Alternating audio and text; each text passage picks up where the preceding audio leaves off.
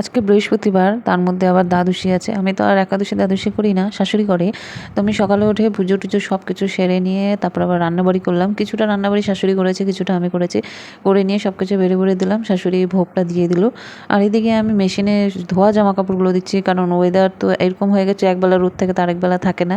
তো সেই জন্য ধোয়া জামাকাপড়ে মেশিনে দিয়ে 90% শুকিয়ে যায়। তারপরে ওগুলো রোদে দিলে তো বেশ সুন্দর শুকিয়ে যায়, আর চিন্তা থাকে না। তাছাড়া ভেজা জামাকাপড়গুলো থাকলে গন্ধ বেরিয়ে যায়। আর এইদিকে দেখো কতগুলো সিঁড়ি পার করে না তারপরে আমাকে সেই দোতলার ছাদের উপরে যেতে হয়।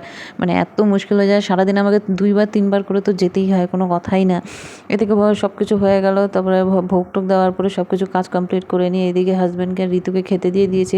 তাদের সাথে আমিও বসছি আর শাশুড়ি বসছে ঘরের মধ্যে। কারণ আর ভোগের রান্না তো, ভোগের রান্নারা মাছের টেবিলে খাওয়া হয় না, তাই ঠাকুর ঘরের বাইরে বারান্দায় বসে খাওয়া হচ্ছে।